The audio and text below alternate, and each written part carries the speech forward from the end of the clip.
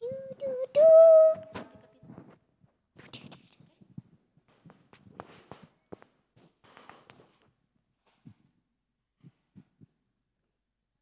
teman-teman. Shalom.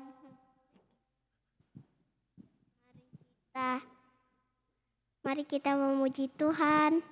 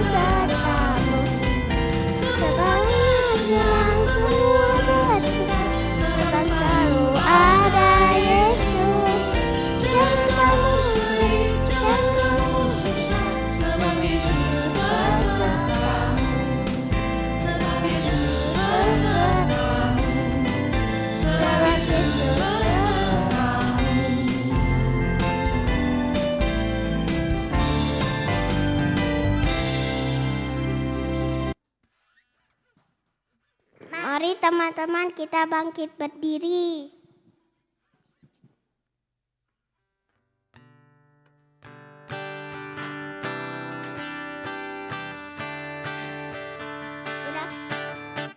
Daki daki daki daki gunungnya tinggi. Lomba yang gagah.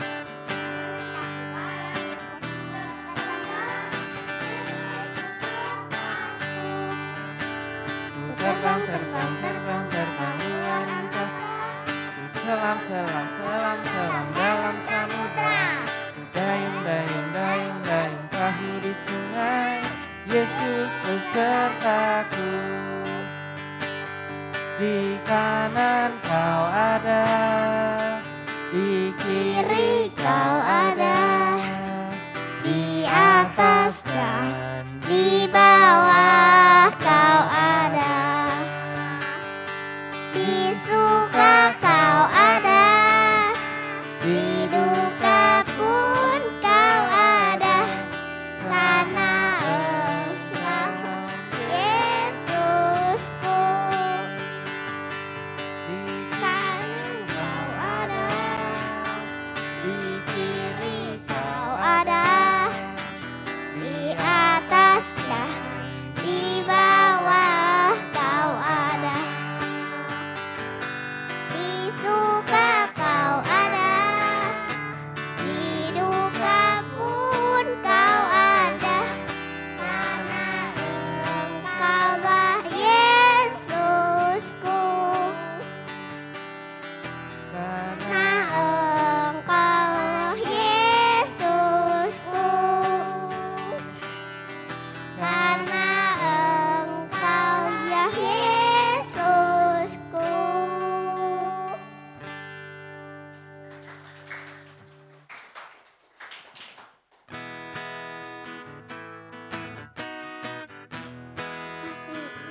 Kasih Yesus kita teman-teman. Kasih Yesus indah-indah oh indah. Kasih Yesus indah-indah oh indah. Kasih Yesus indah-indah oh indah. Kasih Yesus indah-indah oh indah. Dari pelangi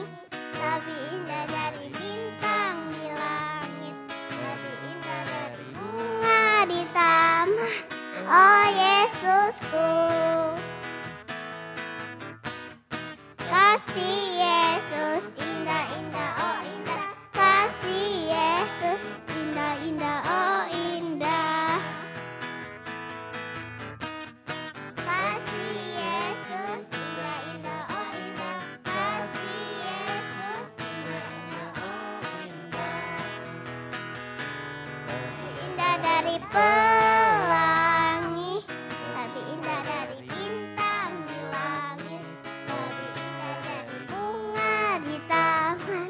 Oh Yesusku, lebih indah dari pelangi, lebih indah dari bintang di langit, lebih indah dari bunga di taman. Oh Yesusku, oh Yesusku, oh Yesusku.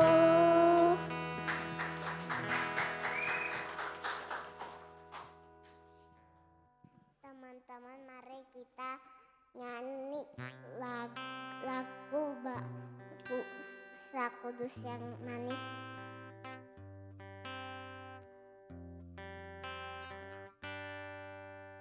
Ku buka hatiku untuk firman-Mu. Ku ingin menjadi seperti Yesus. Berfirman-Lah Tuhan, ku mau mendengar dan melakukannya setiap hari. Roh Kudus yang manis, tolong aku menuruti firman Tuhan.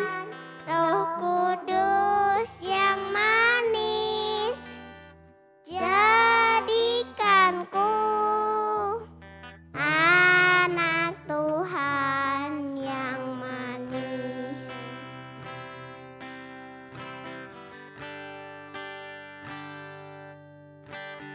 Ku buka hatiku untuk firman-Mu. Ku ingin menjadi seperti Yesus. Berfirman-Lah Tuhan, ku mau mendengar dan melakukannya setiap hari. Kudus yang manis, tolong aku menuruti firman Tuhan. Roh Kudus yang manis, jadikanku anak Tuhan yang manis. Anak Tuhan yang manis.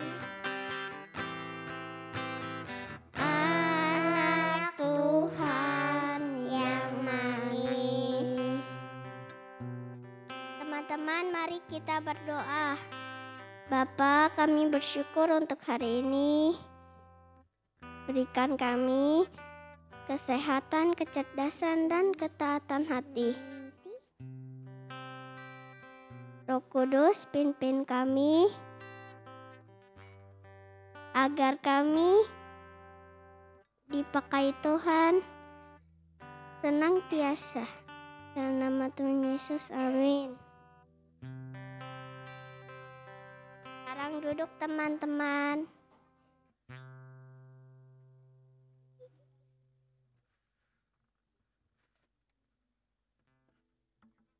Wah, thank you untuk Ellen dan An. Boleh kasih tepuk tangannya?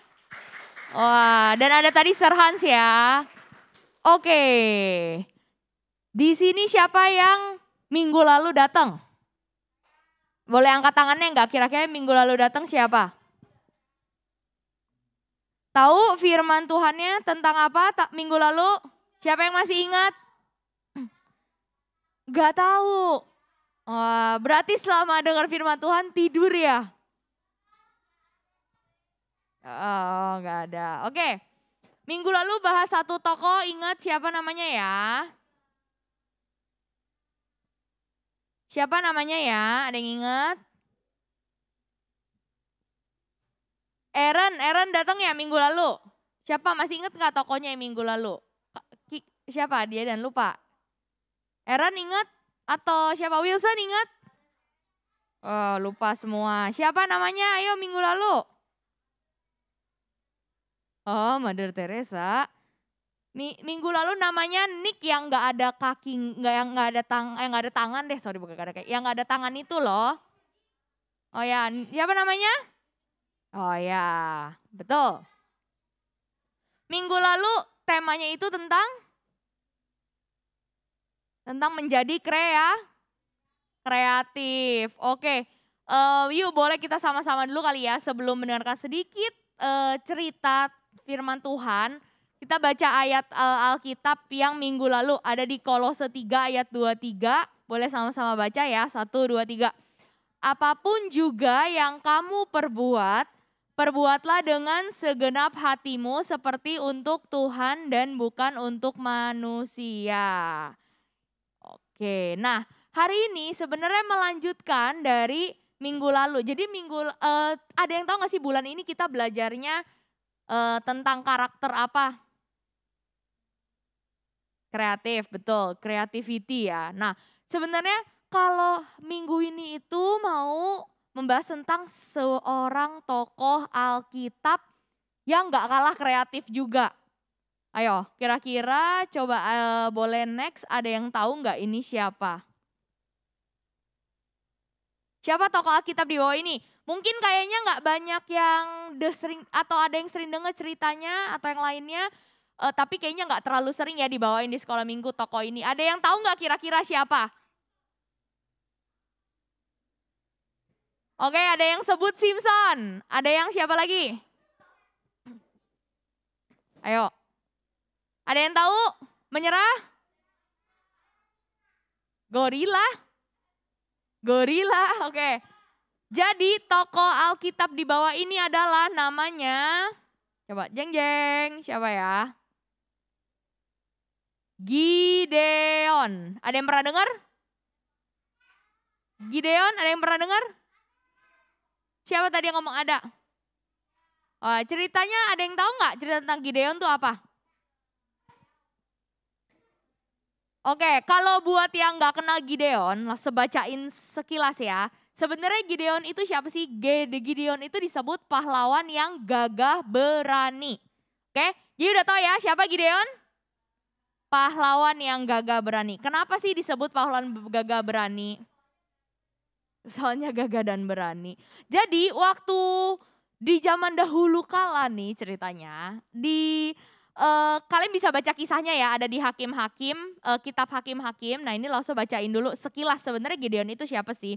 Jadi di Hakim-Hakim 6, ya apa? Ada videonya enggak? Ya, nanya apa? Oh, enggak, hari ini langsung gak tampilin video, langsung cuma pengen cerita dan gak lama, sebentar aja. Jadi ceritanya di Hakim-Hakim itu pada zamannya Israel, orang Israel itu sering melakukan yang jahat di mata Tuhan. Fokusnya ke Lause ya, jangan ke slide ya, Lause gak masukin. Jadi sering melakukan yang jahat di mata Tuhan, tapi Tuhan itu sering membangkitkan atau membawa atau memberikan seorang hakim-hakim buat bangsa Israel. Nah pada zamannya tiba-tiba ketika Tuhan menyerahkan orang Israel ke dalam tangan orang Midian selama 7 tahun lamanya.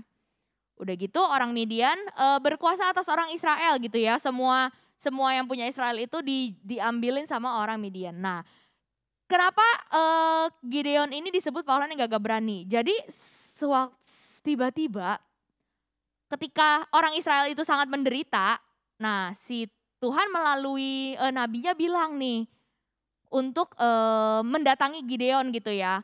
Terus dia bilang nih di Hakim-Hakim 6 ayat 12, malaikat Tuhan, coba kita lihat sama-sama ya. Malaikat Tuhan menampakkan diri kepadanya itu kepada Gideon dan berfirman, Tuhan menyertai engkau ya pahlawan yang, bisa bacain yang garis merah apa?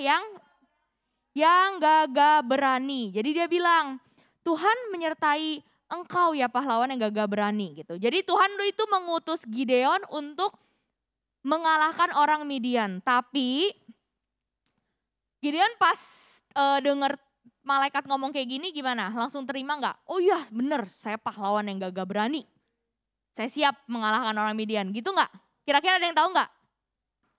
Jadi tiba-tiba Gideon jawab gini, ah Tuanku, jika Tuhan menyertai kami, mengapa semuanya ini menimpa kepada kami? Terus dia juga bilang nih,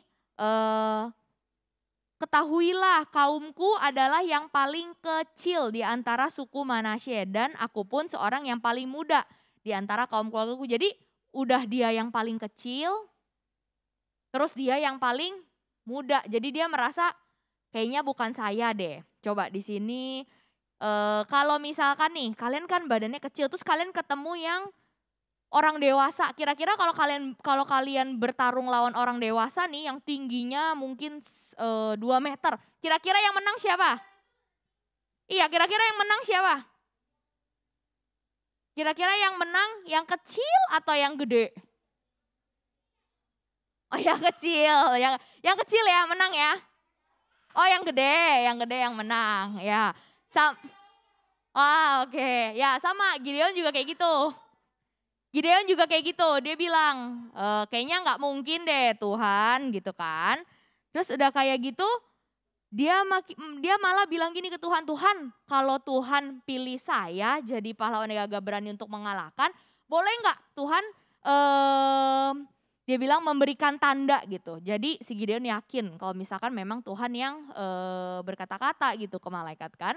Nah terus singkat cerita akhirnya dia percaya. Jadi dia pada hari-hari berikutnya intinya dia mau menyerang orang Midian. Nah Tuhan bilang lagi nih ketika dia jadi pahlawan dia mau menyerang berarti kan dia memimpin sebuah apa? Tahu nggak kalau mau menyerang bawa orang banyak berarti memimpin prajurit bisa, pasukan bisa. Jadi dia bawa tuh prajurit dan pasukannya banyak. Tapi kalau main bola di sini siapa yang pakai strategi biar menang? Siapa coba cowok-cowok? Wah, semua pakai apa? Pakai taktik kan? Pakai strategi kan? Pakai otak juga benar. Berarti kalau misalkan kira-kira mau nyerang orang lain, mau ngalahin musuh pakai apa? Pakai otak, pakai strategi. Jadi cerita udah banyak nih, dia udah kumpulin orang banyak buat menyerang orang Midian. Tapi gimana? Coba kita lihat slide berikutnya. Ada 2 hal, kenapa dia disebut kreatif ya? Kenapa sih Gideon disebut kreatif? Sebagai seorang yang memimpin untuk perang untuk mengalahkan bangsa Midian, dia tuh ada 2 strategi yang cukup kreatif gitu ya. Yang pertama, dia bilang gini ke orang-orangnya. Yang takut dan gentar untuk berperang silahkan pulang. Wah ketika dia ngomong kayak gitu pulang tuh 20.000 orang dari rakyat itu. Jadi udah dari banyak banget nih misalkan 1 juta yang mau perang 20.000-nya pulang karena takut. Kira-kira kenapa ya pulang karena takut ya? Kira-kira kalau orang takut kenapa ya? Mungkin aja terbunuh, mungkin aja luka, mungkin aja pulang gak bisa ketemu keluarganya. Jadi dia pulang. Itu taktik yang pertama ya yang dia kreatif. Yang kedua apa? Lihat deh yang kedua di bawah gambarnya ada apa? Nah jadi dia bilang lagi nih ke prajurit-prajuritnya gitu ya. Karena masih banyak ternyata yang mau ikut mereka. Dia pasang strategi lagi. Untuk tahu benar-benar prajurit mana yang siap berperang sama dia, yang bisa mengalahkan, dia bilang, coba minum air di sungai ini. Nah, dari orang-orang yang minum air di sungai ini, jadi ada beberapa orang yang pasti di sini kalau misalkan setiap orang ada yang makan, ada yang minum, pasti setiap orang beda-beda ya. Ada yang makannya pakai tangan doang, ada yang makannya pakai sendok. Jadi setiap orang punya caranya yang berbeda. Nah di sini juga nih, jadi dia memfilter jadi dia menyaring orang-orang yang ikut pergi berperang dengan dia dengan cara mereka minum. Kalau mereka misalkan minumnya langsung, itu gimana? Kalau misalkan mereka minumnya diambil dulu dari tangan, nah itu gimana? Nah itu si Gideon itu ngelihat, wah anak-anaknya yang prajurit-prajurit yang mau berperang ini yang dia pilih, yang minumnya seperti apa. Ketika mereka udah minum selesai, nah Gideon bilang tuh, yang minumnya tadi gayanya A misalkan yang minumnya diambil. Nah itu yang ikut denganku, yang minumnya beda dari itu gayanya silahkan pulang. Jadi ketika si Gideon itu menyaring siapa aja yang akan ikut dengan dia pergi berperang, tebak dengan berapa jumlah orangnya berapa? Ayo, ada yang tahu berapa? Iya betul, ya sudah baca ya ceritanya ya. Jadi dia pergi berperang hanya dengan 300 orang. Wah, kira-kira cukup gak sih untuk mengalahkan? Cukup ya? Cukup. Wah, oke, betul. Soalnya ada Tuhan, cukup. Iya, jadi singkat cerita dengan 300 orang itu mereka pergi berperang untuk mengalahkan orang Midian. Nah, strategi dan kreativitas dari Gideon itu enggak cuman dari menseleksi prajurit-prajurit yang akan ikut berperang. Jadi ketika mereka mau nyerang pun menggunakan strategi yang cukup unik gitu ya. Jadi mereka meniup sangkakala, kemudian bahkan orang-orang itu saling berperang satu dengan yang lain gitu. Dan pada akhirnya si Gideon dan 300 pasukannya itu menang. Jadi dia berhasil untuk mengalahkan orang Midian. Ada yang tahu nggak dari cerita ini, kenapa sebenarnya si Gideon ini disebut seorang yang kreatif? Padahal ya minggu lalu itu kan Loshenana bilang kalau misalkan kreatif itu create itu membuat sesuatu gitu ya. Menjadi inspiratif dari dan untuk Tuhan. Nah kira-kira kalau Gideon ini ada yang tahu nggak kenapa? Ada yang bisa tebak? Ingat gak 3 poin yang minggu lalu, kenapa agar kita bisa menjadi kreatif ada 3? Enggak tahu ya, kalau yang datang ada yang ingat? Yang pertama itu rajin mencari sumber yang membangun. Yang kedua terus berlatih. Yang ketiga jangan mudah menyerah atau putus asa. Nah kira-kira ini ada mirip-mirip. Kenapa Gideon disebut kreatif? Kenapa ya kira-kira? Boleh next. Nah di sini ada 2. Yang pertama tidak mudah menyerah. Kenapa disebut tidak mudah menyerah? Kira-kira ada yang tahu nggak? Yang pertama pas dia dipanggil, terus dia merasa diri dia muda, diri dia kecil. Bisa aja nggak dia kabur? Bisa aja nggak dia nggak mau pergi? Ya tapi dia nggak mudah menyerah, malah dia bilang kan ke Tuhan, Tuhan boleh nggak kasih tanda gitu. Nah itu sebagai salah satu bentuk untuk meyakinkan diri dia gitu. Nah kenapa dia bilang tidak mudah menyerah? Untuk menjadi pemimpin pahlawan untuk menyerang membawa pasukan itu mudah nggak sih kira-kira? Ya nggak mudah ya, jadi sebagai kalau misalkan kita main ada kaptennya. Nah sebagai kapten itu harus memikirkan gimana ya langkah-langkah strategi supaya saya bisa menang. Gimana nih untuk kita kreatif sebagai pemimpin itu nggak mudah gitu ya, banyak yang harus dipikirkan gitu. Nah dia nggak mudah menyerah tuh. Dan yang kedua sebenarnya dibalik tidak mudah menyerah dia, dibalik mungkin kalau anak buahnya lihat, loh kok aneh ya pemimpin saya disuruh pulang, yang takut gak usah berperang gak apa-apa. Terus kemudian setelah minum air disuruh pulang, kok kayaknya unik ya gitu ya. Dan hanya membawa 300 pasukannya. Nah dibalik itu semua, dibalik tindakan-tindakan si Gideon ini, ternyata dia apa? Yang kedua itu adalah selalu mendengarkan dan percaya sama suara Tuhan. Jadi gimana Gideon bisa disebut kreatif? Karena dibalik itu ternyata Tuhan yang berbicara sama mereka loh. Kayak setiap langkahnya Gideon, itu ada Tuhan yang kasih tahu gitu ya. Gideon, sebaiknya kamu seperti ini gitu ya. Gideon, sebaiknya kamu melakukannya dengan hal ini. Sebaiknya kayaknya kamu tunggu dulu sebentar, jangan langsung menyerang. Nah, dibalik semua itu, dibalik Gideon pemimpin dan pahlawan yang gagah berani, dia itu selalu mendengarkan dan percaya sama suara Tuhan. Nah, kreatif itu nggak hanya cuman ketika kita bisa menciptakan sesuatu kita disebutnya kreatif ya. Tapi ketika kita bisa bahkan memikirkan hal-hal, terus melakukan hal-hal yang dari Tuhan, terus melakukan hal itu untuk yang lain dan berguna, itu juga bisa disebut kreatif. Oke, di sini kira-kira siapa yang kayak, aduh lah kayaknya saya nggak kreatif deh. Ada nggak? Aduh kayaknya saya bikin apa-apa juga nggak bisa. Saya ikut-ikut aja deh. Sini ada nggak? Ada? Ada? Oh. Oke, jadi dari Gideon ini kita mau belajar apa tadi? 2. Nih masih ada nih 2. Dan percaya suara Tuhan. Dan yang terakhir sebenarnya langsung gak masukin.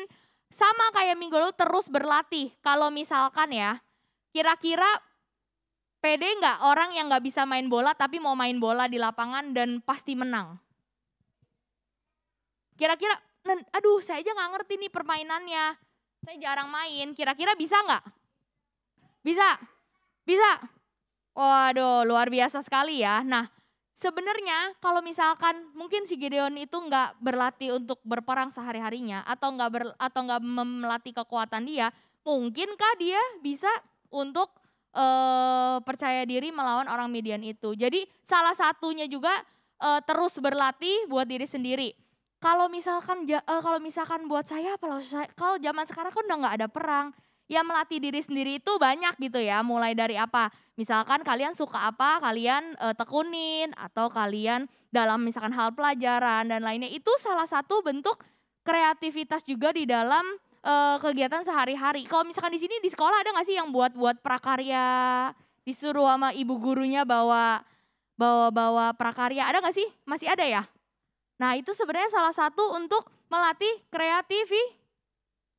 kreativitas kita. Oke, boleh next mungkin untuk ayat hafalan hari ini ada Amsal 3 ayat 5. Itu boleh baca kita sama-sama, lihat ke depan. 1, 2, 3. Kepada Tuhan, janganlah bersandar kepada pengertianmu sendiri. Oke. Iya, jadi boleh kita ulang satu kali lagi ya. Udah hafal belum kira-kira nih? Kalau belum kita lihat sama-sama. Ulang sekali lagi ya. 1, 2, 3. Amsal 3 ayat 5. Percayalah kepada Tuhan dengan segenap hatimu dan janganlah bersandar kepada pengertianmu sendiri. Oke, nah sebelum kita nanti akan bagi kelas ya buat sharing-sharing salah satu belajar karakter creativity ini, boleh yuk kita sama-sama berdoa. Siapa di sini yang mau minta kira-kira saya juga mau dong menjadi orang yang anak-anak yang kreatif, ada? Siapa yang menjadi anak yang kreatif, ada? Oke, yuk kita sama-sama doa ya. Tuhan, terima kasih untuk firman-Mu hari ini. Kami Tuhan anak-anak-Mu, biarkan Engkau yang pimpin kami untuk menjadi anak yang kreatif Tuhan. Tuhan dari kisah Gideon, terus kemudian dari kisah Nick juga, kami mau belajar untuk gak mudah menyerah Tuhan sama keadaan. Mungkin kami mau terus berlatih Tuhan untuk mengembangkan kreativitas kami. Dan satu juga Tuhan, selain dari mengandalkan kekuatan sendiri, kami tetap mau bersandar kepada Engkau, biarkan kami selalu mendengar suara-Mu Tuhan dan percaya kreativitas ini datang dari-Mu Tuhan. Kau yang tutup bungkus setiap dari kami, Kau yang tambahkan, lebihkan lagi Tuhan setiap kreativitas dalam diri kami. Dan juga untuk sehari-hari kami Tuhan, kami mau belajar untuk mendengarkan suara-Mu lebih lagi. Di dalam nama Tuhan Yesus yang sudah berdoa katakan, amin. Oke.